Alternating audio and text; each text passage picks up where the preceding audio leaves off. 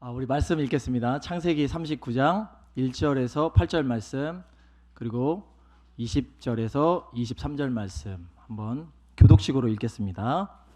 요셉이 이끌려 애굽에 내려가매 바로의 신하 시위대장 애굽 사람 보디발이 그를 이리로 데려간 이스마엘 사람의 손에서 그를 산이라.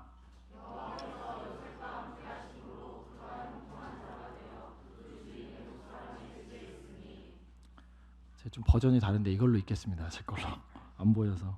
그의 주인이 여호와께서 그와 함께 하심을 보며 또 여호와께서 그의 범사에 형통하게 하심을 보았더라.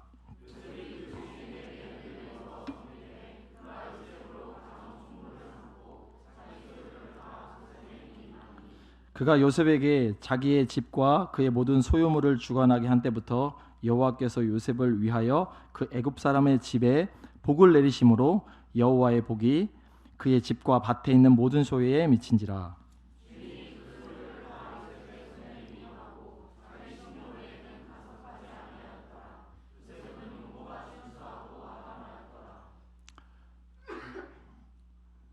그 후에 그의 주인의 아내가 요셉에게 눈짓하다가 동침하기를 청하니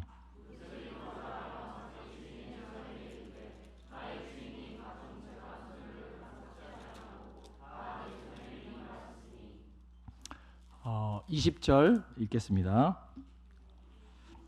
제가 읽겠습니다. 먼저. 이에 요셉의 주인이 그를 잡아 옥에 가두니 그 옥은 왕의 죄수를 가두는 곳이었더라. 요셉이 옥에 갇혔으나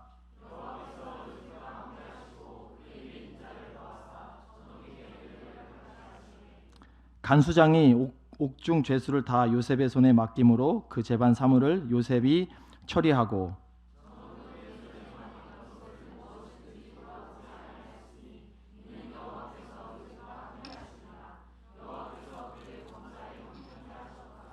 아멘. 혹시 새벽에 나오신 분들은 아시겠지만 이 본문 가지고 제가 한번 설교를 했는데 중간에 이렇게 좀 다 못했어요. 그래서 제가 연장선상에서 조금 이렇게 설명을 좀 드리려고 이렇게 나왔습니다. 여러분, 여기 오신 여러분들의 표정이 참 제가 보기에 아름답습니다. 여러분 그렇게 생각하십니까? 아름답다고 얘기하니까 이렇게 활짝 웃으시는 것 같아요. 여러분 형통 좋아하시죠? 네, 저도 형통을 참 좋아합니다. 오늘 본문에 특별히 형통이란 말이 잘 나왔는데 진짜 형통이 어디로 규결되는지를 우리가 오늘 말씀 가운데 좀 봤으면 좋겠습니다. 제 아들이랑요, 제가 우리 아들 안 왔죠? 왔나? 저기 숨어 있구나. 제가 예전에 아들한테도 그랬는데 기억이 나나 모르겠어요. 애들이 어릴 때 제가 이렇게 얘기를 해주는데 미담을 얘기해 주잖아요. 아빠가 말이지 예전에 강남 한복판에서 이렇게 길을 가고 있었는데 이렇게 올라가는 오르막길인데 갑자기 차가 이렇게 밀려서 내려오는 거예요. 이 핸드 브레이크를 안 한 거예요. 막 밀려 내려오는데 아빠가 막 뛰어가가지고 딱 잡았는데 그 사이에 한 명이 낀 거예요. 실제로. 가다가 꼈어요. 근데 저 혼자 하니까 너무 힘들더라고요. 그때 시간이 이제 술 많이 먹을 그런 시간이라 사람들이 막 술 취한 사람 안 취한 사람 다 나와갖고 차를 막았어요. 저 혼자 막고 있다가 너무 힘들어가지고. 근데 사람을 보니까 사람이 벌써 한번 바퀴가 지나갔어요. 여자. 그때 막 의사도 오고 막 그때부터 저 놓고 이렇게 있다가 이제 핸드브레이크 잡고 저는 이제 싹 빠졌습니다. 아빠가 이런 사람이야 이러면서. 여러분 오늘 본문에 좀 얘기를 조금 하자면 그 배경을 좀 알아야 이해가 좀 쉬울 것 같습니다. 여러분 상상력을 좀 생각을 좀 넓혀 보셨으면 좋겠어요. 오늘 본문은 39절이에요. 39절이 요셉 얘기를 하고 있습니다. 그런데 이거랑 딱 맞는 구절이 어딜까요? 37장이에요. 아니 39장 37장이에요. 이게 딱 맞아요. 38장은 따로 들어왔어요. 느낌을 이제 읽어보시면 아실 거예요. 왜 그런 느낌이 나는지. 38장은 전혀 생뚱맞는 유다와 다말 그 사건 이야기입니다. 우리가 잘 이렇게 설교 안 하는 본문이죠. 유다와 다말 사건인데 그 전에 지금 어떤 이야기가 펼쳐지고 있냐면 요셉이 팔려가는 장면이에요. 37장에 이제 딱 팔려가고 38장 점프해서 39장 넘어오면 이제 요셉을 샀다, 팔았다, 샀다, 이게 딱 연결이 되잖아요. 중간에 38장은 다말과 유다 얘기입니다. 그런데 이제 제가 왜 이런 얘기를 하냐면 먼저 좀 꿈 얘기를 했으면 좋겠어요. 요셉이 꿈쟁이라는 거 다 아시죠? 또 성경에 유명한 꿈쟁이 누가 있을까요? 누구? 예, 할렐루야. 다니엘 맞습니다. 또? 베델에서 누가 꿈을 꿨죠? 예? 야곱. 네, 맞습니다. 아마도 이때는 사실 히브리 문학이 구전 문학이거든요. 그러니까 야곱이 어떤 행동을 했을까? 자기 자식들을 쫙 모아놓고 밤에 자기 잠들기 전에 열두 아들을 딱 들고, 야 말이야, 아빠가 말이지 옛날에 아빠가 꿈을 꿨는데 말이지, 베델에서 하나님을 만난 거야. 베델에서 하나님을 만났을 때 오르락 내리락, 천사가 사닥다리 오르락 내리락이. 여러분 그 장면 잘 보셔야 됩니다. 오르락이 먼저입니까? 내리락이 먼저입니까? 중요합니다. 오르락 내리락입니다. 그 얘기는 뭐죠? 천사가 이미 야곱과 함께 있었어요. 그래서 올라갔다가 내려온 겁니다. 내려왔다가, 하늘에서 내려왔다가 올라간 게 아니에요. 참고로 알아두시라고요. 요셉이 이런 꿈 얘기를 합니다. 꿈 얘기를 막 하면서 자기 자신들한테 막 자랑을 할 거예요. 우와! 우리 아버지가 그런 꿈을 꿨어요? 이야, 대단하다. 나도. 근데 그런 것에 반응하는 아들은 딱 한 명 있었어요. 누구였을까요? 요셉. 와, 아빠 어떻게 그런 꿈을 꿨어요? 하나님이 진짜 어떻게 생겼어요, 하나님이? 나도 그 하나님 좀 만나고 싶어요. 아마도 그랬을 것 같습니다. 이거 제 상상력입니다. 근데 여러분도 그 정도 상상은 하실 수 있겠죠.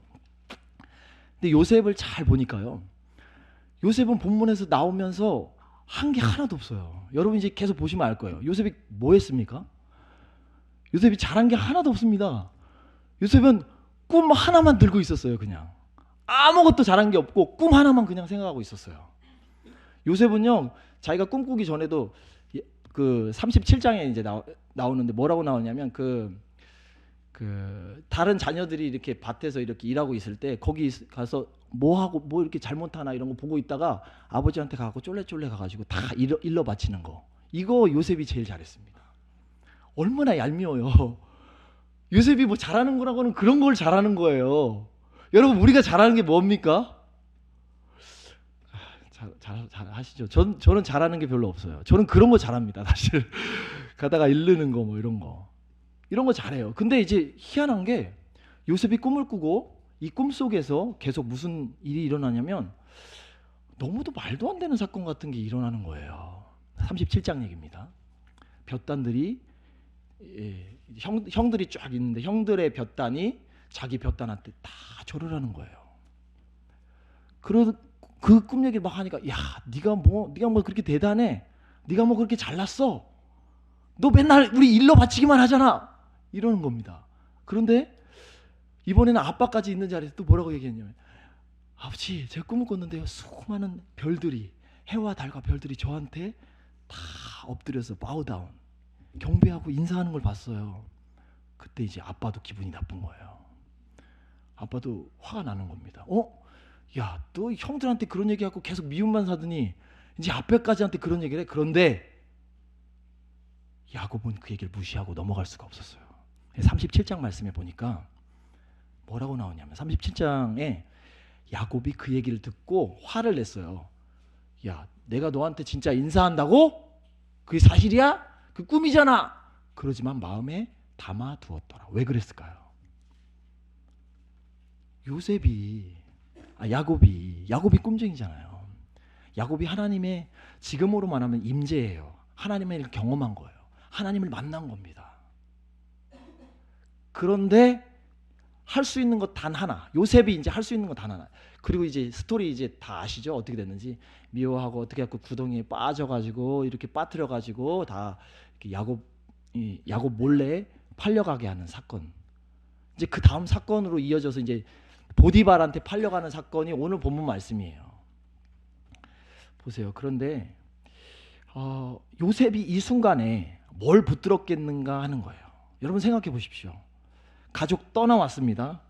타향살이하고 아무도 없어요.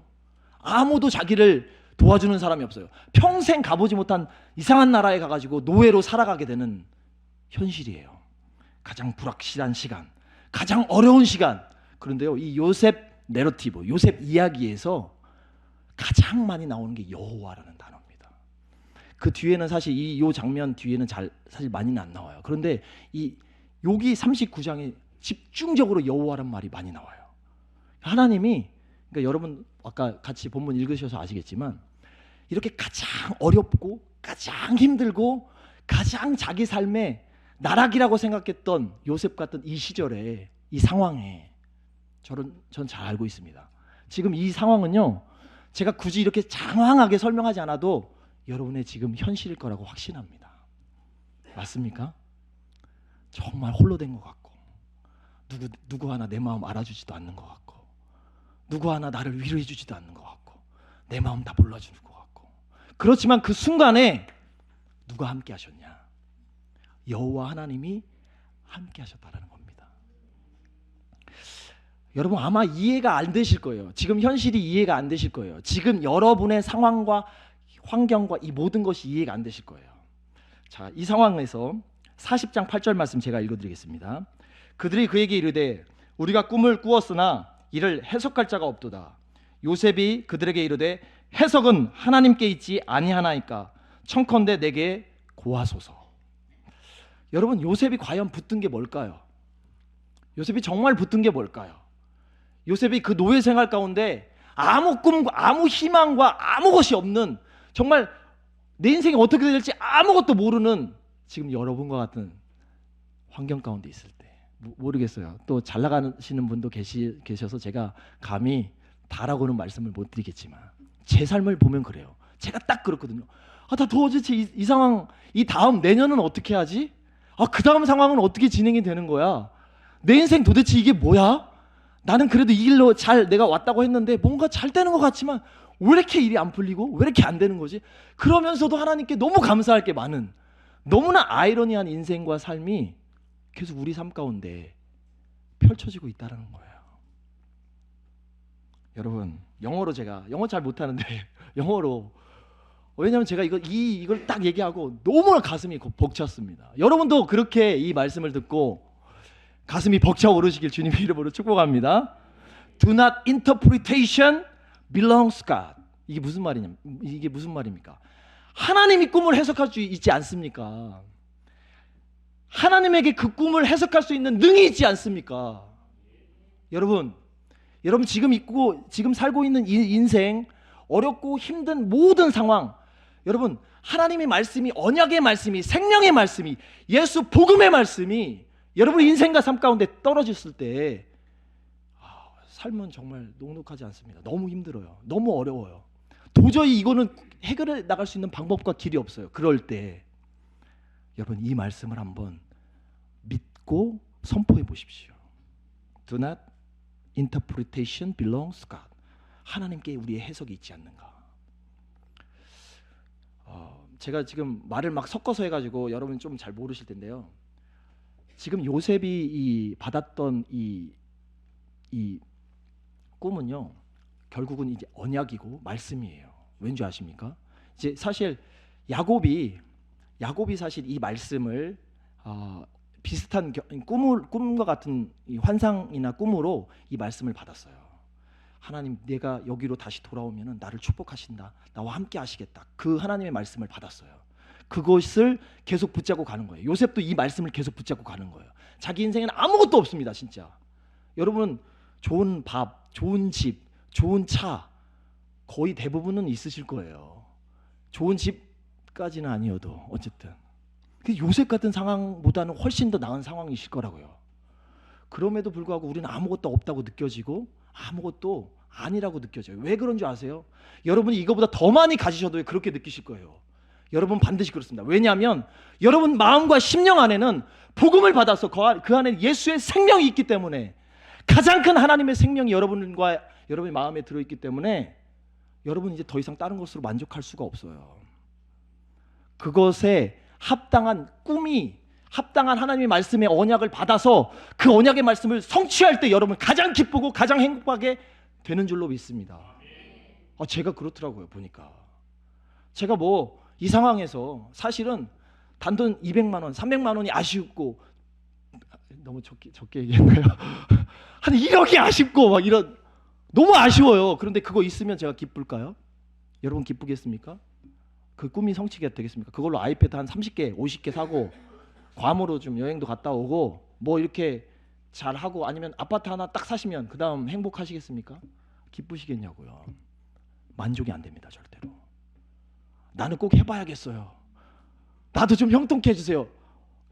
괜찮습니다. 여러분 기도하십시오. 오늘 그렇게 기도해도 됩니다. 그런데 그 꿈의 귀결이 어디로 가는지 오늘 핵심이 나와요. 사실 여러분, 만약에 여러분 인생 가운데 지금 그 상황에서 조금이라도 더 형통한 일이 요셉같이 계속해서 벌어지고 있다면, 근데 여전히 노예 같고 여전히 힘들고 정말 단계별로 하나씩 하나씩 올라가는 여러분의 삶이 너무 답답하고 힘들지만 계속 뭔가는 또 풀려가요.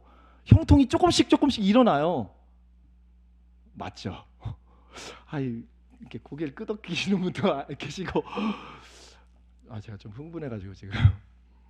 네, 그렇습니다. 만족할 수가 없어요, 여러분. 제가 알아요. 왜냐하면 제가 봤기 때문에 그래요. 제가요, 우리 사역자들하고 같이 있으면 솔직히 나이가 좀 차이가 나잖아요. 그래서 조금 불편한 게 있어요, 사실 마음에. 그런데도요, 제가 다 맞추고 기분 좋게 함께 할 수 있는 이유가 있어요. 그리고 왜 제가 그렇게 우리 사역자들과 같이 기쁨을 나눌 수 있고 함께 이렇게 동역하고 같이 있을 수 있나 봤더니 하나님과 함께 하시기 때문에 그래요. 제가 우리 사역자들 한 명씩 이렇게 자세히 관찰해서 보거든요. 정말 그래요. 그런데 볼 때마다 뭘 느끼냐면, 와, 저분 진짜 하나님 함께 하신다. 제가 나이 많다고 함부로 할 수 있지 않구나. 이 너무나 많이 느껴요. 제가 조금 더 안다고 저 사람을 도대체가 함부로 할 수 없는 사람이구나. 왜냐하면 하나님이 보여요. 하나님이 함께 하시는 게 보여요. 여러분 옆에 사람 한 번만 보시길 바랍니다. 빨리 보세요. 빨리 보고 저 보세요. 다시 시험 들지 마시고. 여러분 고백했으면 좋겠습니다. 여러분과 하나님이 함께 하십니다. 정말이에요, 여러분. 정말입니다. 정말이에요. 여러분, 오늘 본문 말씀 37절에서 38절로 점프했잖아요. 중간에 38장이 있는데 유다와 다말 사건입니다. 메시아가 누굴 통해서 나냐면 유다 가족을 통해서 나요. 이스라엘을 통해서 나고, 이스라엘 중에서도 유다 족속을 통해서 납니다. 유다 족속 뭐였죠? 다말. 유다 뭐였죠? 유다는요, 그때 그 요셉을 팔고 나서 우울증에 걸렸는지 가나안으로 왔어요. 가나안에 와 있어요. 가나안에 있으면서 따로 가나안 여인을 취하게 됩니다. 세 아들을 낳았어요. 세 아들, 두 아들이 죽고 한 아들이 남았는데, 다말이라는 그 형수랑 같이 대를 잇게 하려고 계속 아들하고 다시 결혼을 해야 돼요. 자기 막내 아들하고. 이런 상황이에요. 그런데 이렇게 여차저차 해가지고 유다가 누구랑 결혼했죠? 이 며느리 다말이랑 결혼했어요. 정말 말도 안 되는 사건이죠. 이런 사건이 일어났습니다. 하나님의 대를 잇고 거룩해야 될 그 상황과 그 하나님의 거룩이 이어져서 메시아까지 연결되는 그 상황 가운데 인간은 뭐 하고 있는지 한번 생각해 보세요. 이스라엘 백성이 뭐 하고 있는지. 거룩합니까? 하나님의 의를 이루고 있습니까? 그렇지 않습니다. 한 게 하나도 없어요. 다 주님이 하세요. 주님이 이제 일단은 유다 족속의 그 계보는 계속 연결시키고 이어 나가야 하기 때문에 그 계보를 계속 만들고 계십니다. 그렇지만 이 상황 가운데서 예수 그리스도라는 하나님의 모범이 될 수 있고 예표할 수 있는 쓸만한 인물을 꽝 박아 놓으셔야 되는데, 이 유다가 지금 보니까 이상한 짓만 하고 있는 거예요. 그래서 하나님 어떻게 하시냐면 요셉을 들어쓰기 시작하고 계획하십니다. 쭉. 요셉이요, 하나님을, 예수 그리스도를 예표하는 인물로 가장 많이 나오는데, 여러분 놀라지 마세요. 창세기에 가장 누가 많이 나오는지 아세요? 요셉 얘기가 가장 길어요. 아브라함인 줄 알았죠. 야곱인 줄 알았죠. 요셉이 14장이 났어요. 뒤에 얘기 다 지금 이제 30장 넘어서부터는 계속 다 요셉 얘기입니다. 요셉이 여기 삶을 보면 보세요. 하나님과 함께하는 게 뭔지를 정확하게 드러내고, 예수 그리스도가 어떤 일을 한 것인지를 정확하게 요셉이 드러내요. 요셉이 아버지의 깊은 사랑을 받았지만 형제한테 미움을 받죠. 하나님 아버지의 사랑을 예수님도 받았지만 이스라엘에게 미움을 받습니다. 맞죠? 아버지의 명으로 형에게 갔는데 팔림을 당했어요. 요셉은 은 20에 팔림을 당했는데 예수님은 은 30에 팔림을 당했습니다. 그리고 예수님을 죽이려고 바리새인들이랑 다른 사람이 모의를 했잖아요. 형들이 요셉을 죽이려고 모의를 막 해요. 안 그래요? 예수님이 십자가에 달리실 때 의복을 다 빼앗겨 버립니다. 요셉도 채색 옷을 빼앗기죠. 예수님도 광야 생활하시면서 유혹을 뿌리치셔요. 근데 요셉도 마찬가지. 요셉도 그 보디발 아내의 유혹에서 뿌리치고 거짓말이 계속 일어나고 있는 상황 가운데서 예수님 굳이 변명하지 않습니다. 묵묵무답으로 계세요. 요셉도 굳이 내가 잘못했으니까 이런 얘기 안 나옵니다.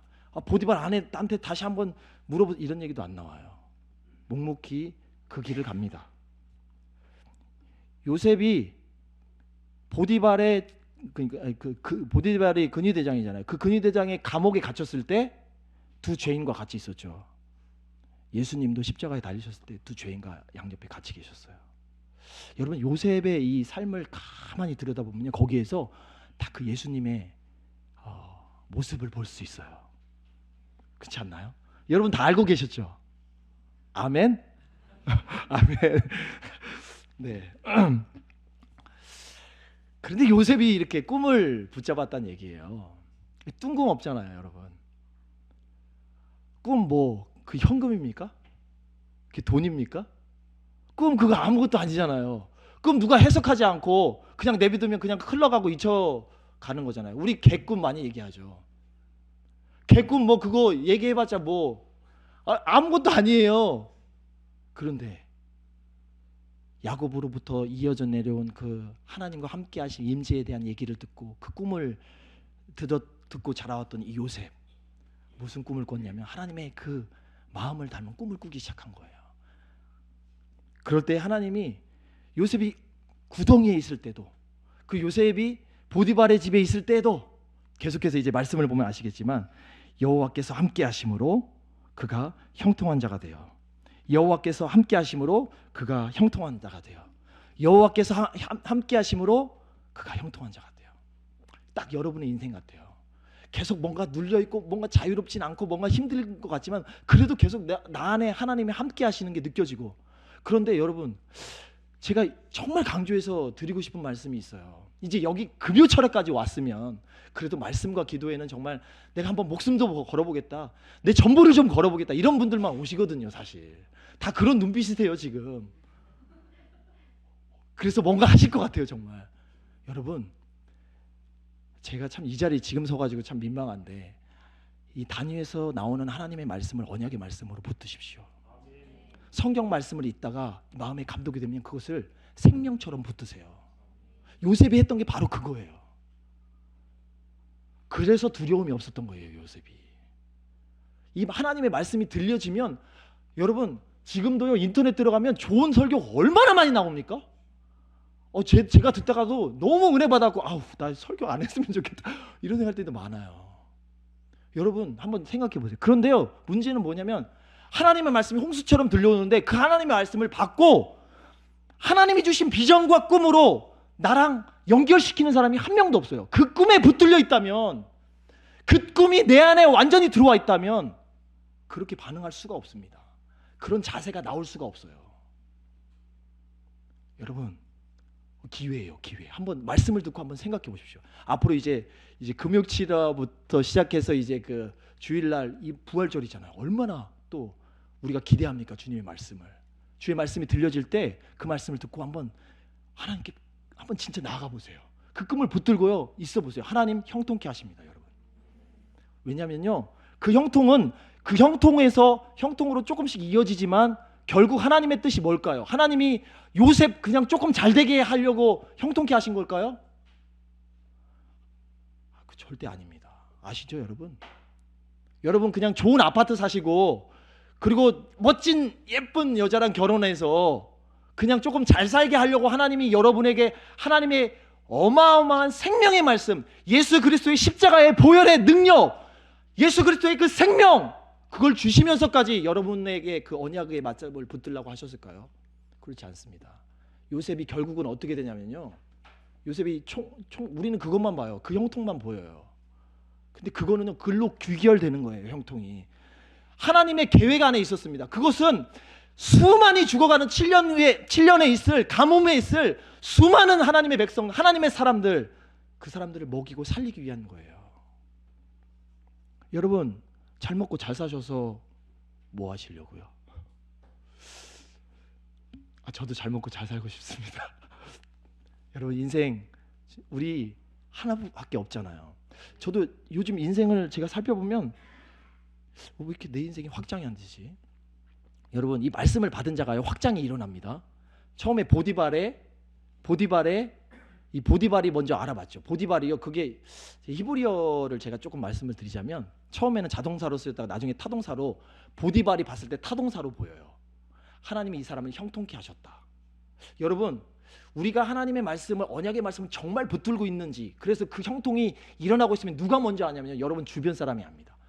요셉은 가족이 없었어요. 그러니까 그 가족같이 같이 있었던 그 보디발이 알았던 거예요.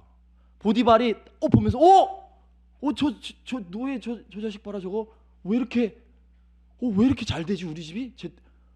이거 그냥, 이제 거기서 하나님이 형통케 하셨다라는 단어가 나온 것을 볼 수, 보디발이 그걸 깨달은 거예요. 주변 사람들이 여러분을 보면서 느껴야 될 게 있는데, 그렇게 만약에 못 느끼고 계시면요, 여러분이 주님의 말씀을 정확하게 붙들고 있지 않은 거예요. 정확하게 하나님의 말씀 안에 속해 있지 않은 거예요. 보면서 우와, 저 사람이 내 밑에서 일하는 부하 직원이고 별론데도, 내가 보기엔 참 별론데도 왜 이렇게 계속 뭔가 일이 달라지지? 쟤 때문에? 하나님의 형통함이 여러분의 삶 가운데 드러나야 합니다. 나는 그런 거 한 번도 없는데 나는 어떡하냐? 나는 하나님의 사람이 아닌가? 그렇지 않습니다, 여러분. 그렇지 않아요.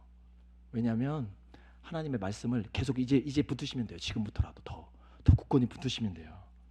이렇게 하나님의 복은요, 확장이 일어납니다. 주변이 계속해서 인정하게 돼요. 결국은 그래서 어떻게 되죠? 요셉이 이제 이렇게 있다가 반드시 들어와야 되는 사건. 자, 관점을 달리해서 보세요. 반드시 요셉이 총리가 되려면 들어와야 되는 관점이 또 하나 있어요. 그냥 그 보디발의 집에 그냥 그 노예로 살면 안 돼요. 그래도 노예로 있을 때는 자유롭고 그 집사 역할을 하니까 여러 가지 할 수 있는 게 많았어요. 그런데 지금 내 인생 보니까 갑자기 더 어려운 데로 꽝 들어갔는데 그 감옥이야. 요셉처럼. 너무 황당하죠. 근데 그 사건이 안 들어오면 안 돼요. 알죠, 여러분? 여러분, 이제 여러분 가운데 일어났던 일들이 해석이 되십니까? 하나님의 말씀이 여러분 가운데 들어와 가지고 계속해서 유동치고 있고 역사하고 있는 것들이 보이시기 시작합니까? 더 안 되는 거예요. 하나님의 말씀으로 계속 흥황케 되고 형통케 되고 잘 돼야 되는데 안 되는 거예요. 안 되는 감옥으로 완전히 들어간 거예요. 감옥 같은 내 인생? 이게 뭐야? 하나님이 계속 내가 꿈을 주셔갖고 나 더 하나님 뭔가 더 이루실 것 같았는데 여기서 그럼 나는 좌절하고 끝나는 건가? 난 여기서 망하는 건가? 절대 그렇지 않습니다. 그 사건이 안 들어오면요, 총리가 될 수가 없어요. 맞죠? 하나님 그거 아셨어요. 하나님 준비된 시간이에요. 그래서요, 주의 말씀을 붙잡고 주의 말씀 안에 붙들려 있는 사람, 예수님의 생명을 받은 여러분은요, 그 시간 안에 다 들어와 계세요. 여러분, 해석 안 되는 사건들 다 있죠. 걱정하지 마세요. 하나님이 함께 하십니다. 하나님이 일하십니다. 여러분의 삶을 하나하나 해석할 날이 계속해서 찾아오고 있어요. 여러분, 이거 생각해 보셨어요? 요셉이요, 남의 꿈은 계속 해석해 줘요. 맞죠? 계속 해주는데 자기가 꾼 그 꿈, 그 볕단이 인사하고 해와 별과 달이 자기한테 인사하는 그 꿈은 도대체 언제 일어나는 거야? 도대체 그 꿈은 언제 나한테 일어나는 거야? 언제 그 꿈이 내 안에 들어오는 거야? Do not interpret it, belong to God. 여러분 인생과 여러분 삶 살펴보세요. 해석 안 되는 어려운 사건들, 감옥 같은 일이 반드시 들어올 겁니다. 어렵죠. 두렵죠. 그런데요, 그 사건 안 들어오면 안 되는 사건이에요.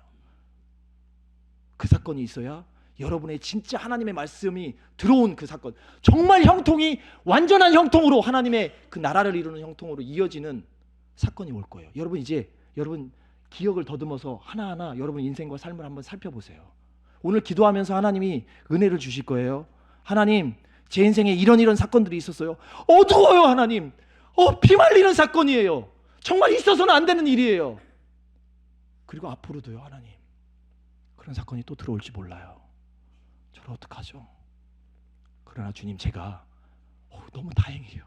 예수를 알았잖아요. 제가 예수의 생명이 있잖아요. 너무 제가 청년부한테는 너무 많이 말을 해가지고, 여러분 어렵고 힘들면 십자가 보면 해답이 딱 나옵니다. 십자가 딱 보십시오. 예수님을 딱 묵상해 보십시오. 그러면 하나님이 절대로 나를 버리시지 않는다는 메시지가 뚝 뜹니다. 맞죠? 하나님 날 절대 포기하지 않아요. 왜냐하면 예수를 포기했기 때문에, 나 때문에 예수를 포기했기 때문에 하나님 여러분 절대 포기하지 않습니다. 그런 하나님이 여러분을 감옥 같은 상황 가운데로 넣으시는 건요, 하나님이 여러분이 그 생명의 말씀을 마음에 담아서 그것을 품고 기도하고 있다면 하나님은 반드시 일하실 거예요. 여러분의 삶 가운데 역사하실 겁니다. 반드시 그 꿈을 이루실 거예요. 제가요, 아까 이렇게 운전하다가 수영하고 이렇게 오는데요, 이렇게 차 댈 때를 보내고 천천히 운전하고 있었어요. 그런데 이제 어떤 아저씨가 왜 이렇게 늦게 가냐는 식으로 저를 이렇게 삥 둘러서 이렇게 가시더니 이렇게 보고 계시어요. 순간 기분이 이 눈빛의 의미는 이거예요. 야, 너 왜 운전 그따위로 하냐? 이거예요, 딱. 제가 가끔 그렇거든요. 제가 너무 이상한 제가 양보를 잘해줍니다. 근데 너무 이상한 운전자가 보면 한번 가가지고 꼭 한번 이렇게 쳐다보고 가거든요. 여러분, 저는 그런 사람이에요. 요셉이 뭐 한 거 있습니까? 제가 할 수 있는 거라고는요, 제 인생에서 제가 할 수 있는 거라고는 그런 거예요. 그런데 혹시 내가 예수님의 십자가의 복음의 능력을 받고 하나님의 사람이 되어서 하나님이 나와 함께 하신다면, 하나님이 내 삶을 인도하시고 있다면, 그것을 묵상하고 생각할 때는요, 태도가 바뀌어버려요. 그 내가 하는 게 아니죠. 왜냐하면 그걸 묵상해서 하나님이 들어오신 거예요. 하나님이 내 삶을, 인생을 해석하기 시작하시는 거예요. 계속 네 인생 그런 인생 아니라고 해석을 계속 해주세요. 여러분들은 다 영적인 요셉입니다. 예수의 생명을 가진 자들은 다 영적인 요셉이에요. 여러분은 꿈을 꾸고 있잖아요. 저는요, 여러분들이 그 꿈을 하나님 안에서 반드시 주께서 이루실 줄로 믿습니다. 그래서 여기 있는 게 너무 기뻐요. 여러분을 보면은 너무 행복한 것 같아요. 조금 연약하고 부족해도 마칠 시간이 다가왔습니다.